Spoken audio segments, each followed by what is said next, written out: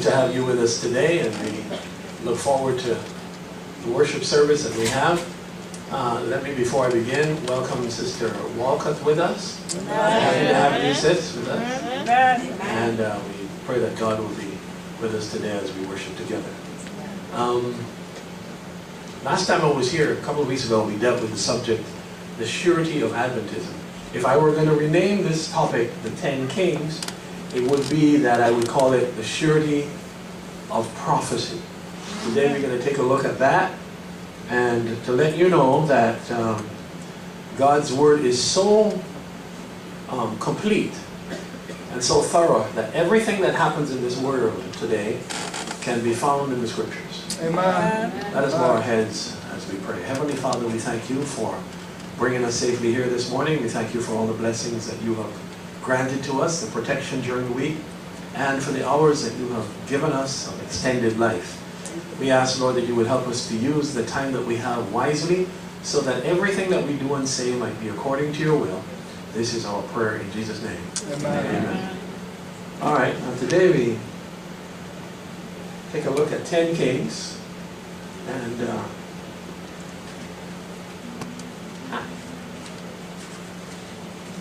the text that we took a look at is Revelation chapter 17.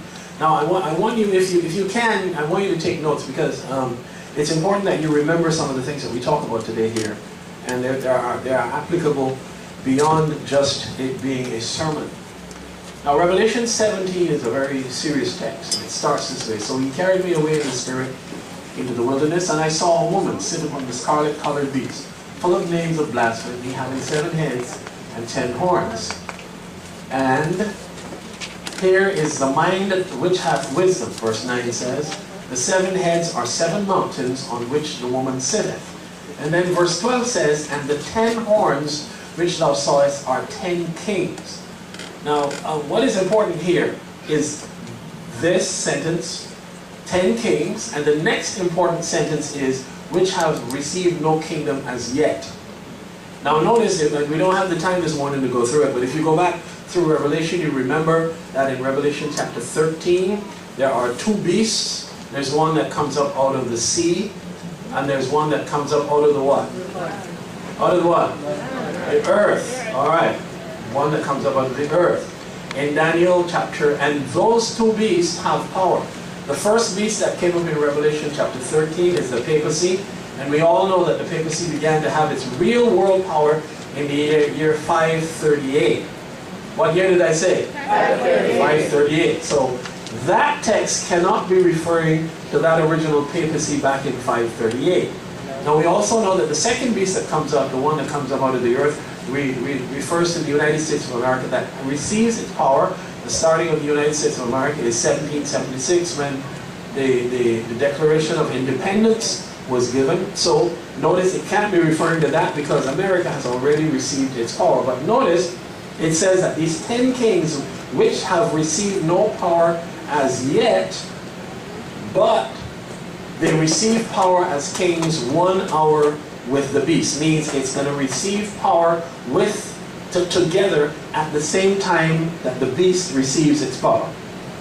Verse 13 says, these have one mind. How many mind? One. Now that means that they're all together in their plan, and shall give their power and strength unto the beast. All right, so let's get ahead with this now. These shall make war with the Lamb, and the Lamb shall overcome them, for he is Lord of lords and King of kings, and they that are with him are called and chosen and faithful. Now, who is the Lamb? Christ Jesus. Christ Jesus is the Lamb. And the text says that these kings that have received no power as yet are going to make war with the Lamb, but the Lamb is going to overcome them. At what time does Christ overcome the world? When? Talk to me now. No, I'm hearing what? That's not going to work. At what time does Christ overcome the world? No. When he does what? Stand up. When he returns as King of Kings and Lord of Lords. Alright, that's when the battle is ended. Because remember now, after he died on the cross, there were still people who were fighting against God's people. Are you with me out there? Yeah. All right. So now let's get ahead. All right. So the question would be, to what time does this prophecy point? To what time does this prophecy point? Now watch this. And the 10 horns which thou sawest upon the beast, these shall hate the whore, and shall make her desolate and naked, and shall eat her flesh, and burn her with fire. Now these 10 horns, or these 10 kings, are going to get upset with Rome, and they shall make her desolate, and they shall eat her flesh and burn her with fire. Now have they done that already? Yes. Who said yes? No. They haven't done that yet. Okay, Rome is still, Rome meaning the papacy, not political Rome, but papal Rome. Okay, so now, this is pointing to a time when the world discovers that Rome has misled them, and they will turn on her. Now we're going to talk about that at another time, but I want you to get a grip on this because this is so important. Now are you with me so far? Yes. Alright, now notice what the SD Bible commentary says. Heretofore the horns had given their support to the policies advocated by the woman, particularly to the plot to slay the saints. But when Christ overcomes them, they turn on her, the woman, realizing that she has deceived them. Now this statement here, particularly the plot to slay the saints, that refers to the time when they will turn against God's people, those who keep the Sabbath holy, and attempt to eradicate us from the earth. Are you with me out there, people? Yes. All right, now this is important because I don't know if you remember the Second World War. A man called Adolf Hitler had something which he called the final solution. And the final solution was his attempt to completely destroy all of the Jews from the earth. Now if you read your history books, they will tell you that he hated the Jews because they had money, or because they had power, or because they had this, or because they had that. I want you to understand that the Jews at the time represented the largest group of Sabbath keepers on the planet. It has always been Satan's attempt to get rid of all of those who keep the Sabbath holy. And in the same way Hitler was aiming at the Jews with the final solution, we are going to discover that we are going to be the object of Satan's final solution to try to rid the world of all those who keep the Sabbath. Are you with me so far? Yes. Alright, so let's move ahead now.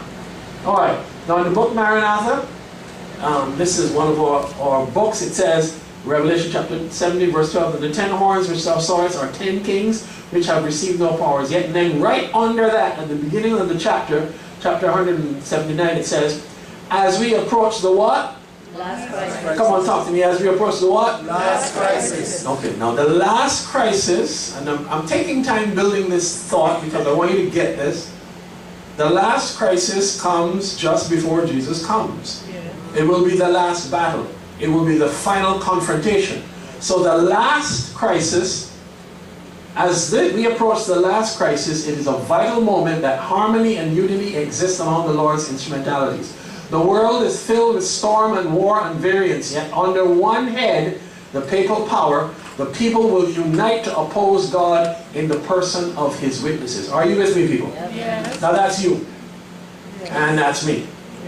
And, well, nobody's sleeping. Okay, I think my friend over there, she's listening with her eyes closed. I'll forgive her for doing that. All right, continuing now. Watch this. What is it that gives its kingdom to this power? Protestantism, a power which, while professing to have the temper and spirit of a lamb and to be allied to heaven, speaks with the voice of a dragon. Now, what nation is considered to be the leader of Protestantism? Come on, talk to me. The United States of America. So, notice where the text sits. It sits on the top of a chapter which is saying that the United States is going to give its kingdom and its power to the papacy. It means, therefore, that it cannot be referring to Babylon.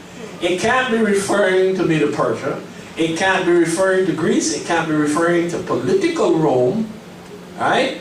It has got to be referring to a time at the end That would be around our time. What do you say, folks? Yes. All right, now just one more proof text here. This is found in Selected Messages, Volume 3, page 392.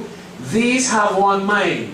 There will be, notice not there has been, but there will be a universal bond of union, a confederacy of Satan's forces, and shall give their power and strength unto the beast. Thus is manifested the same arbitrary, oppressive power against religious liberty, freedom to worship God, as was manifested, everybody say was, by the papacy, when in the past it persecuted those who dared to refuse to conform. So notice where this text sits.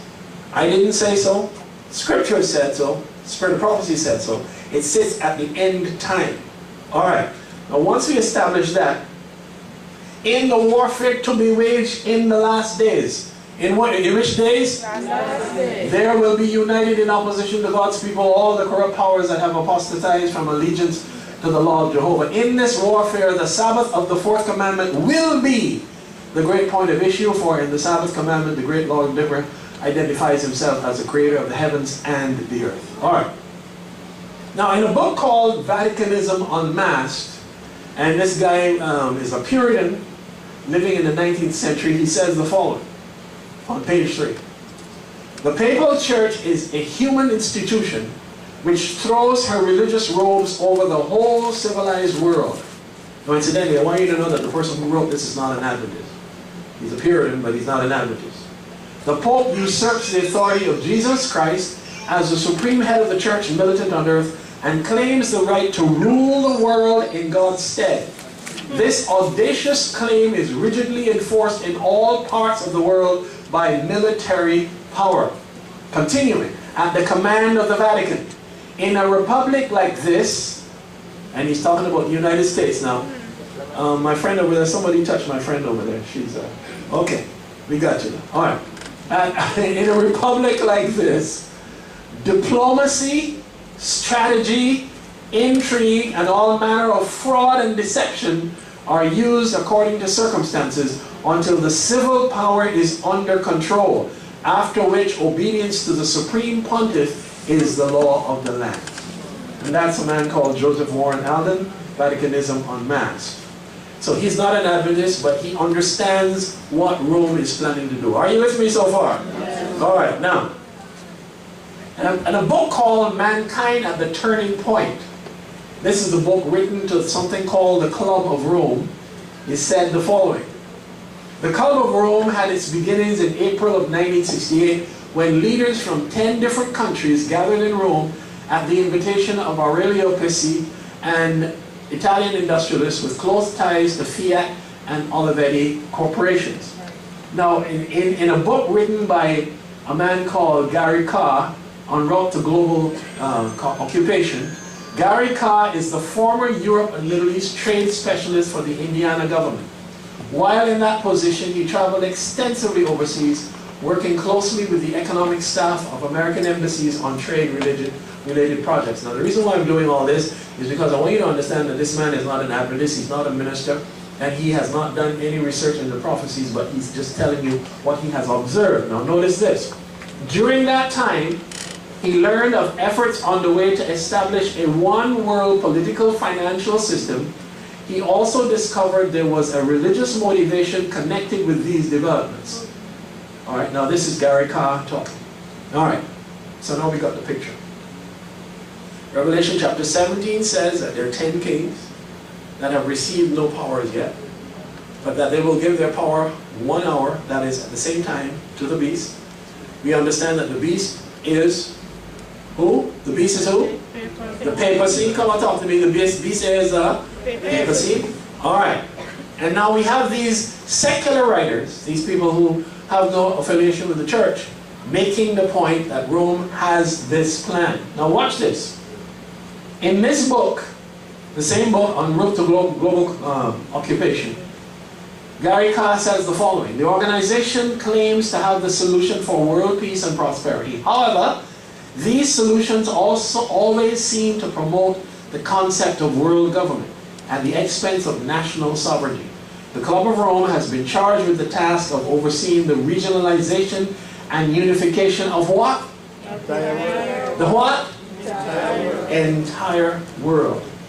Notice how it continues.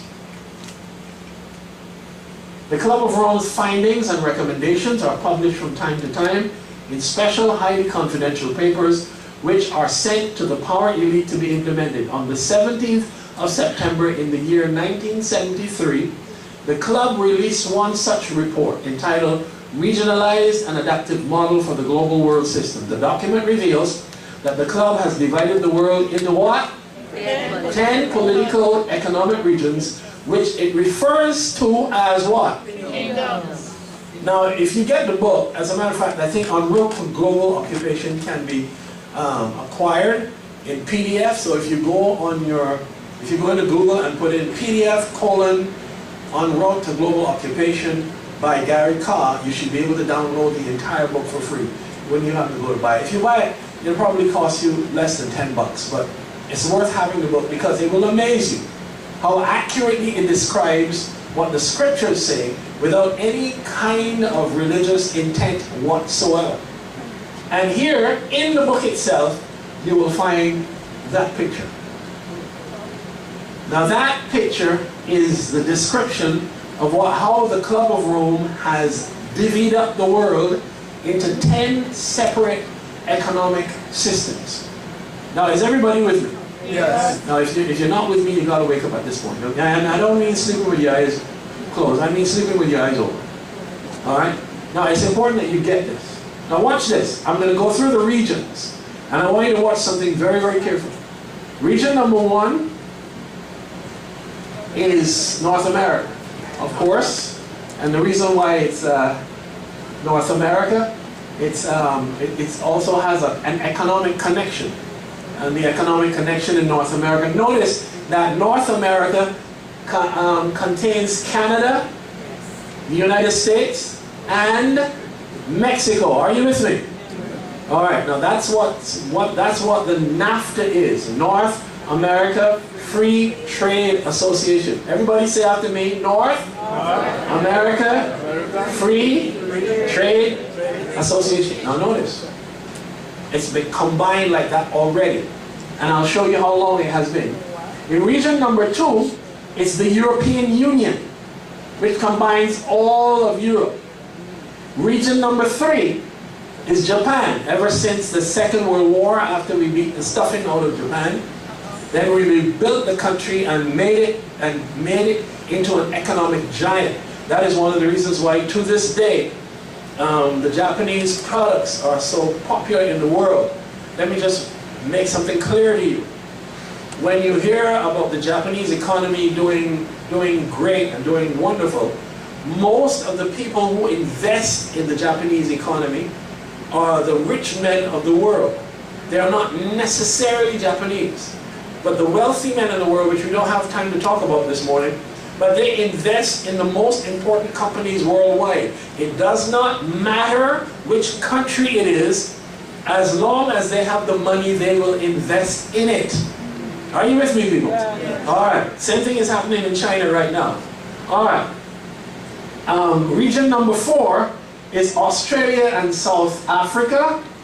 Region number 5 is Eastern Europe, including Russia. Region number 6 is Latin America over here.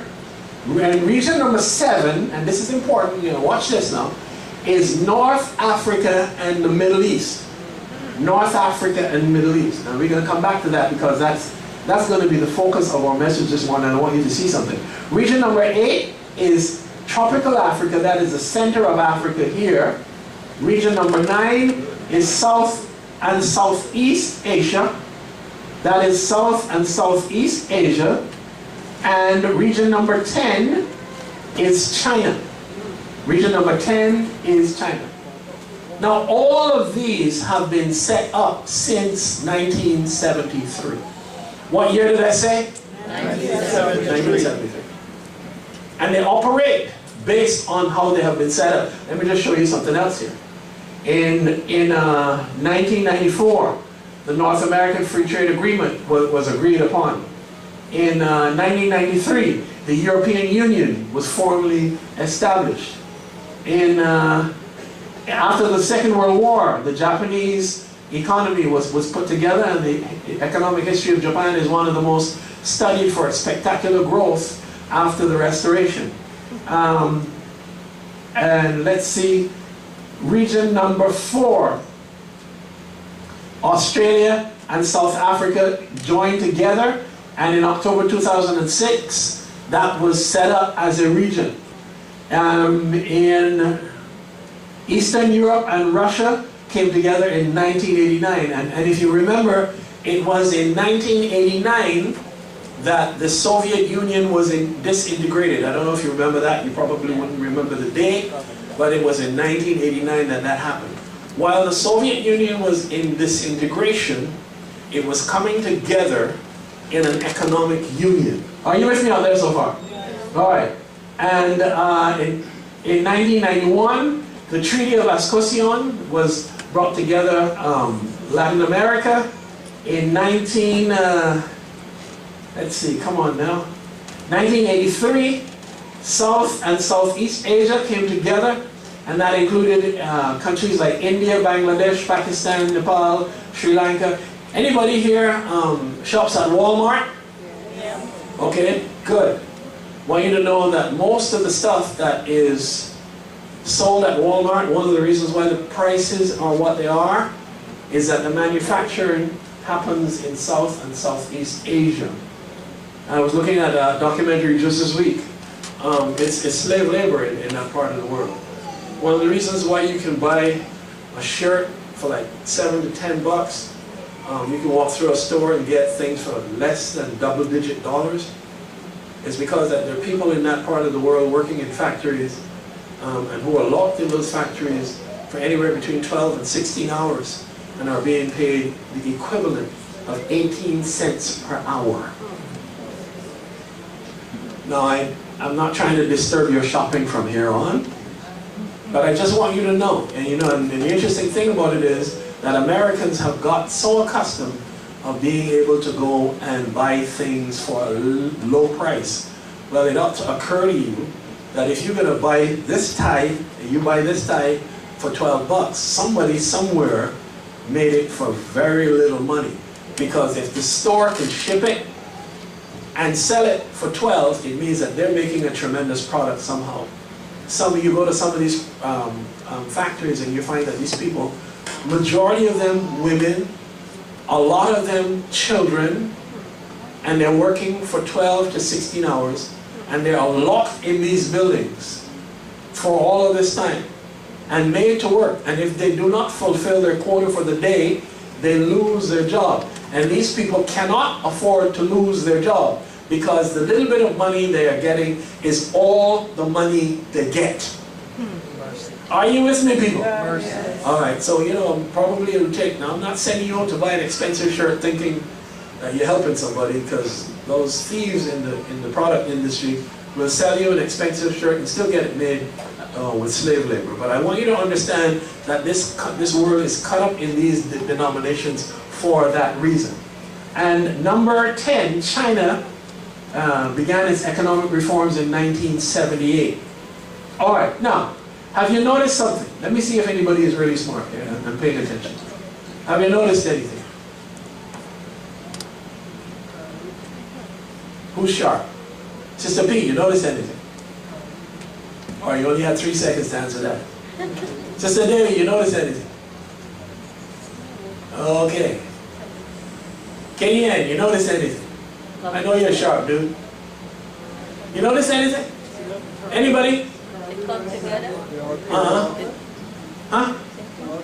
No? Yes. Yeah, they're split up in 10 groups, but have you noticed something about the 10 groups?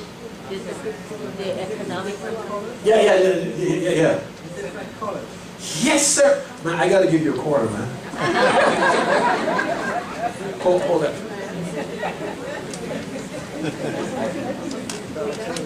No. See, this is the important part.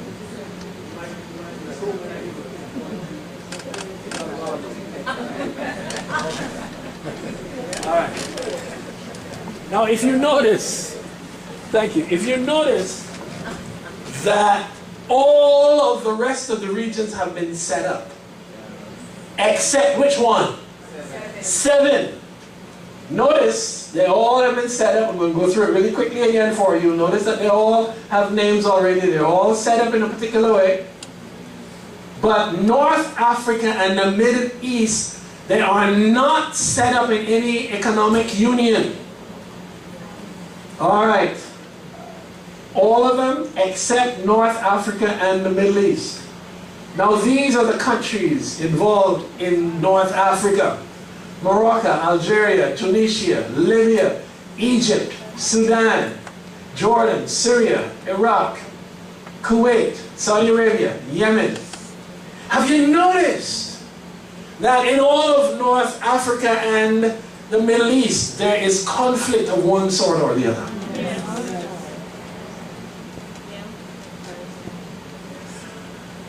That is not an accident. There's a dude whose name is, when I discovered David Bay's ideas, I had to track him down and call him. I couldn't believe it. At first I thought he had some sort of Adventist background. Turns out he doesn't. He's just an analyst, and he looks at stuff. So he writes for this website, and incidentally I'll show you some other stuff, but I wanted to show you this because he wrote this back in 2012. Here's what he says: the hidden agenda behind the unrest in North Africa and the Middle East. Here's what he says: people's power unrest is sweeping through Northern Africa and the Middle East, forcing strong men of every stripe to either step down or announce major reforms. The speed with which the governments of Tunisia, Egypt, and Lebanon have been swept from power has been truly breathtaking. The Libyan dictator is twisting in the wind and is said to be ready to step down from power. Notice this. However, these protests are neither spontaneous nor accidental. We are going to show you the bottom line agenda of these protests and demonstrate that a plan is being worked out that when they have run their course, a key part of the Club of Rome plan will have been set in place and a key Bible prophecy will have been significantly closer to reality. When I first read that thing, I could not believe that this guy is not an actor. I could not. But he sent me the documentation to show me he's not. Now watch this. Watch this. Continuing.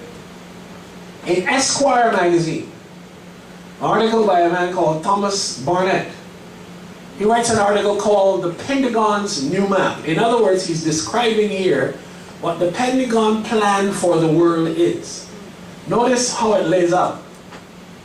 If a country is either losing out to globalization or rejecting much of the content flows associated with its advance, there is a far greater chance that the US will end up sending forces at some point.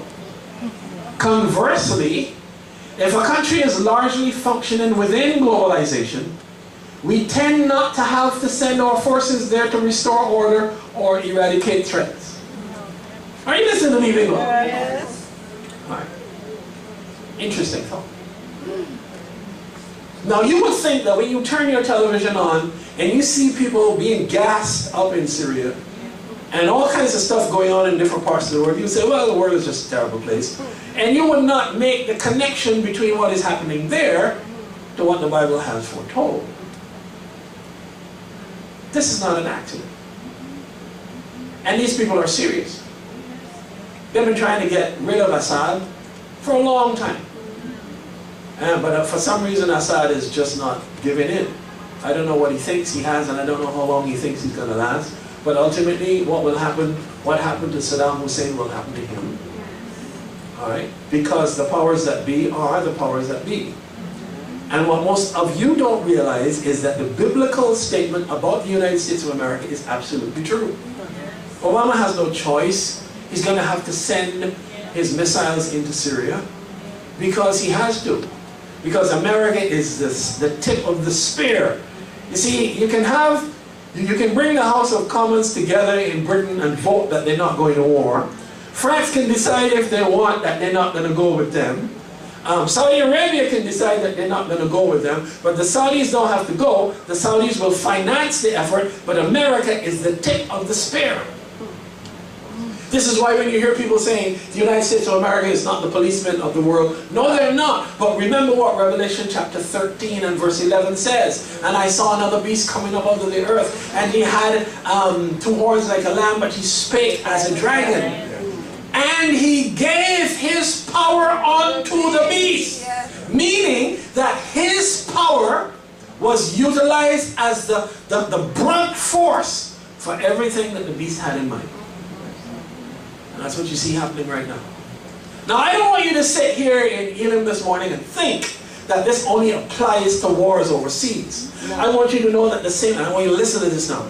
I want you to know that the same dynamic that is being used to drive the world into submission is the same dynamic that we use to drive this country into submission.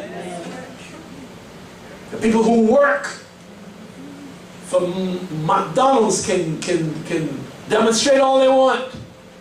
And they might even get from $7.50 to $15 an hour. It won't make a difference. This country is slowly being enslaved. We are not free here. You think we are? I have given you the example of,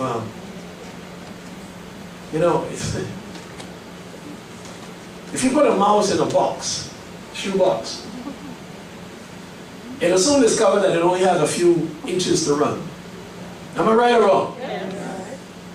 But the mouse might get out of the box, and you will try your best to catch it, and it'll run all around the house, but guess what? It can't get out of the house. Sometimes we are enslaved, but because we have a little bit of freedom in our jailhouse, come on now, we actually think we're free. This attitude that is being displayed is coming home, and when it comes home, it will ultimately be aimed at God's people. And I am tired telling people who don't seem to understand what I'm talking about. These things will ultimately be aimed at us. And the only way they will not be aimed at us is if we back away from the truth. Mercy. But if we stand with the truth, we're going to become the objects of intent. Tracking on the phones is not about everybody. Thank you, Lord. The televisions that look at you while you're looking at it is not about everybody. The fact that every car manufactured after 2004 has an internal device that allows people to track it no matter whether you think it is so or not. Have you ever noticed when people get a car stolen nowadays, they go to the police station and tell the police, and the police call up the LoJack and tell them to initiate LoJack. Turn it on. It means it's already there. All of your cars between 2004 and the present, they have computer systems that are interactive and that can be communicated with from outside. All right? Now I'm fortunate I still have a 2002 car, but that doesn't mean that they don't know where I am at all times, simply because of the things that I say. So they know where I am at all times. They can track me on my phone, they can track me with my phone calls. But my point is, this is not just a general tracking. This will ultimately come to the place where when they get down to the end, when the rubber hits the road, that text in Revelation 13 which says that no man will be able to buy or sell except he has the mark of the beast. It will be a little bit more than buying or selling. No man will be able to have a job. Nobody will be able to own a home. Nobody will be able to fly on an aircraft. Nobody will be able to travel out of state except he has a mark of the beast. And that will mean you specifically. Now there's no way around it. And if you come from Jamaica, going back to Jamaica is not going to help you. If you come from Barbados, going back there is not going to help you. If you're from Trinidad, it's not going to help you. Guyana neither. I know you think Guyana, but not Guyana. The Demerara River, it is the most beautiful thing to look at. But I want you to know that there is nowhere in this world that these people will not be able to track you down. I don't know how many of you are from Jamaica, but I don't know if you remember this guy in Jamaica who the government up here needed, the police up here wanted. What was the name of the guy again? Who? Dennis, right? Yeah. Dennis thought he was big cheese, man. Dennis went into his neighborhood and he had his boys, you know, and the boys around Dennis and stuff, and the people came in there and the guys with the guns coming over, you know, and the whole 9 yards, and the CIA went down there and started to kill people, man.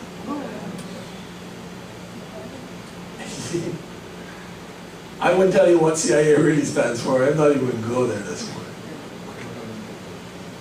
They went out there and started to kill people.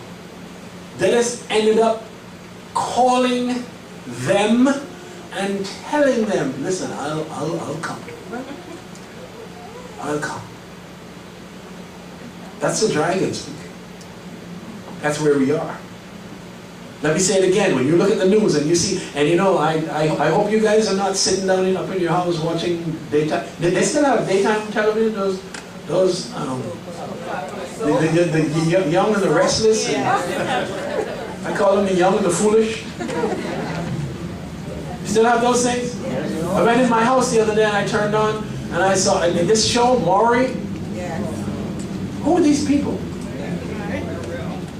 You know? I hope that's not what you're doing. I want you to understand that when you look at the news and you clearly see before you the events that are taking place around you, I want you to understand that this is not an accident. This is a fulfillment of prophecy. You know? I told a kid like that, I told a kid that one year in my class, and, you know, the news is prophecy. He went home and, you know, Sabbath afternoon, he was up in his room and he turned on his television and his mother called him. And he told his mother, well, Mr. Bowen says that when you watch television, you're watching prophecy. So she called me up to ask me if I told him that. I said yes, but I didn't tell her to watch it on Sabbath. Right? You've got to understand. Let me just show you a little bit more of this. Check this out. Esquire magazine says, so what parts of the world can be considered functioning right now? I want you to watch this again. Now, I put the numbers in, but this is the article from Esquire magazine. I put the numbers in and I put them in yellow. North America, 1. South America, 6. The European Union, 2. Put in Russia, 5. Japan, 3. Asia's emerging economies, 9. China, 10. India and Australia, 4. New Zealand and South Africa, 4, which accounts for roughly 4 billion out of a global population of 6. Now you notice there are 2 numbers literally missing there. That's 7 and 8. Isn't that something? Continuing, it says, from 1990 to 2002, notice that a pattern emerges. Anytime American troops show up, it tends to be in a place that is relatively disconnected from the world, where globalization hasn't taken root because of a regressive regime, abject poverty, or the lack of a robust legal system. It's these places that incubate global terrorism. Draw a line around these military engagements and you've got what I call the non-integrating group gap. And notice that any time they're going to move against something, they always accuse that place of having terrorists. Are you with me, people? Yes. You know the definition of a terrorist? Definition of a terrorist is somebody who has malicious intent against the United States. Do you know that when the time comes and the Sunday law is passed and there's a group of people who decide that they're not going to comply with that law, they will be considered to have malicious intent against the United States? So all those laws already exist. And the only reason why I'm doing this morning is I'm trying to wake you up so that you can become aware of the fact of where we are in history. So let's get to it. Let's really get to it. Let's talk about Syria for a little bit before we shut this down. on a website called Blacklisted News, and it's actually a useful site. You can check it out when you get home. Syria war will empower future global government. Corruption and wars will be used to further the aims of global elite. Afghanistan, Iraq, Libya, Syria, the list goes on. From the opening salvo in the war on terror after 9/11 to the current crisis in Syria, America's wars are increasingly angering the globe.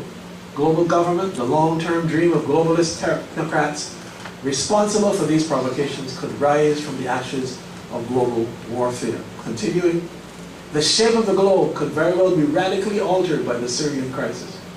Thermonuclear war is an unsettling and real danger.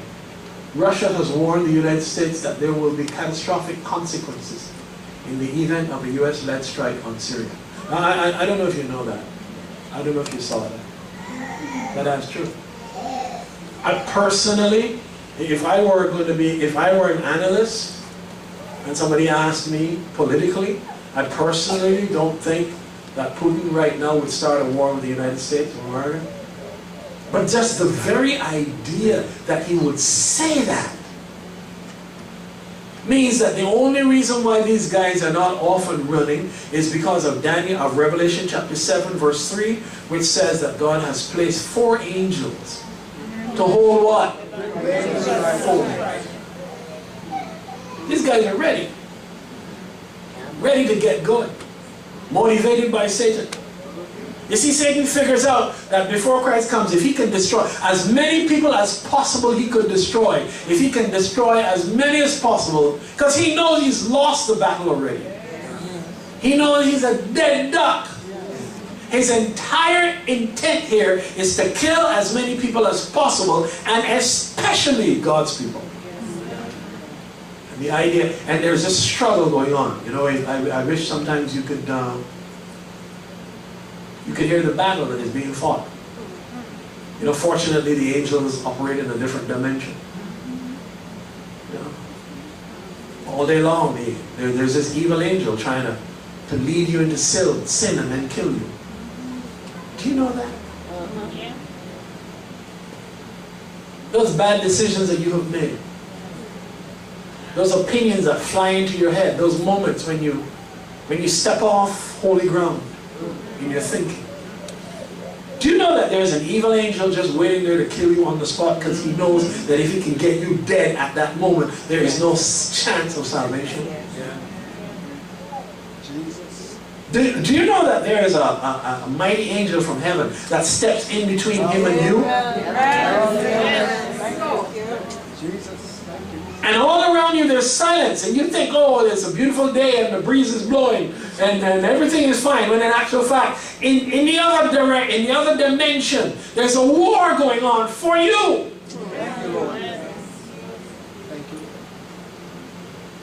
Every now and then, when you stand for the truth, the way you ought to stand for the truth. Amen. God can say, have you considered my servant Charles? Have you considered my servant Harry Perez? Have you considered my servant Yar? And then the evil angel comes up and says, yeah, she only doing what you tell her to do because you protect her every time.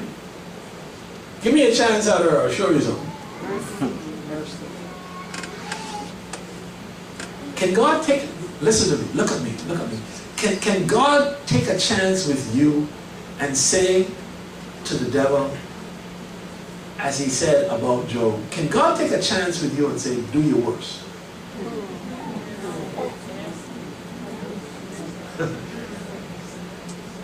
Interesting thought. Now here's Job in his house. All he's doing is praying for his children and hoping that everything is good and hoping that they don't sin. And there's this big discussion going on in heaven. God is saying to Satan, have you considered my servant Job? And Satan is saying, yeah, you protect. He serves you, call you protect him. I can't get my hand on him at all. Give me 5 minutes with him. Give me 5 minutes with him, and I'll show you how you curse you. And God steps back with confidence and says, come on now. Yes. Go ahead. Yes. But you have You don't have the power to touch his life. Yeah. And Satan starts. Kills his children. Takes his possessions. Let me ask you this morning. Could God do that with you? Don't answer out loud. Can he trust you like that? Is he absolutely sure this morning that you will stand with him regardless of how bad things get?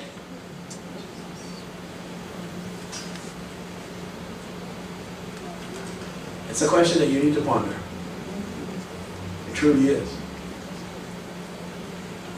Let's finish this up.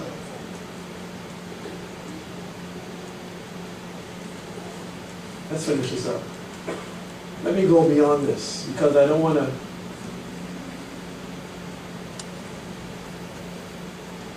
When you look closely at this Club of Rome map, you will notice that the entire world has been withdrawn in regional governments or supernations. Please focus on regional nation number 7, noting that it is the precise area of Northern Africa and the Middle East where that planted supernation is located. Using this planned unrest, the global elite are forcing strongman leaders out of office who resist the plan to meld them into regional government 7. You see, when a country becomes part of a regional government, its leaders completely lose national sovereignty. They can no longer decide what is right or wrong based on a narrow reading of their country's short-term needs and long-term strategic goals. I don't have time this morning. We don't have time this morning to analyze the difference between Barack Obama's statements made while he was running for president and the actions taken after he became president. It's almost as if nothing that he said before mattered. I will close down Guantanamo. I will stop rendition. Rendition is taking people off the street and carrying them to another country and torturing them. I will stop the Predator drone flights which destroy and kill people without a court action. What do we have? And this is only a part of it, but what do we have? We have Guantanamo open with 600 people in it who have been there since 2003, who have received no trial.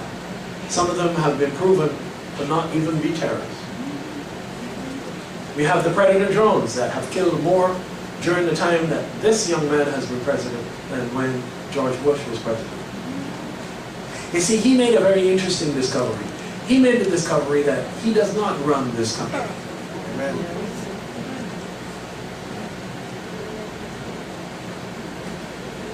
And you and I haven't yet made that discovery. We don't understand what the battle is about. But very soon, you and I will have to stand alone. One more thing. Before Jesus comes, there's going to be a group of people on this earth who will have to live faithfully without an intercessor. My question to you is, could you be one of those? How are you living now? Can God trust you now?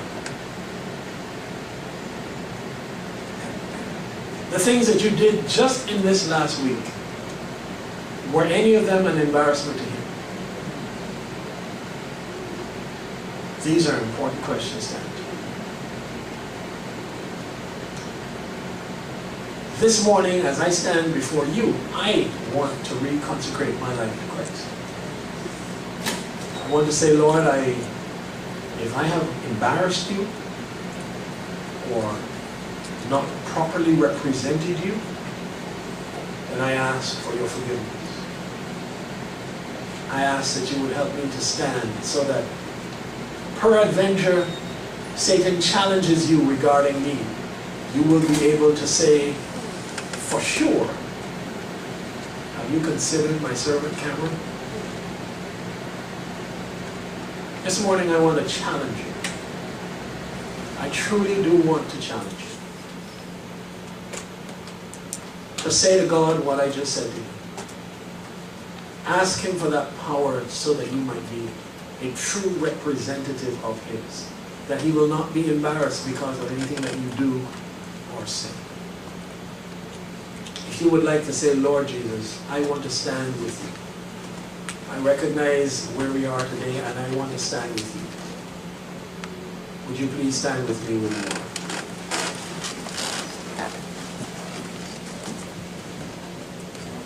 Dear Jesus, we recognize that the events that are occurring around us in this country and in the Middle East and in the rest of the world are simply the fulfillment of prophecy. We see the hand of Satan moving behind the curtain. He has a plan, a destructive plan, an attempt to destroy us and destroy many people in this world. But we also are sure that you have more power than he has. Yes. And that he has already been a defeated foe. Yes. This morning we want to commend our hearts to you and give you our all, that we might stand for you and not be an embarrassment to you. To those here who need to talk with you, to confess things that need to be confessed. We thank you, Lord, for this privilege that we've had for studying the Word today, and we ask that as we continue to walk with you, you will continue to guide us and teach us how to be strong. This is our prayer in Jesus' name. Amen. I want you to open your eyes and look at me. In a couple of weeks from now, we're going to have a baptism. We've got a couple of people here who have requested baptism. Now, here's what I want you to do for me. If you recognize that there are some changes that you need to make in your life, and you'd like to go all the way with Jesus, and we don't already know about you, I want you to let us know today. Talk to us today. It's not a time to sit back and relax. It's a time to draw close to Jesus. What do you say? It's a serious time in which we live. May God bless you as you continue to walk with Him. Please be seated, everyone.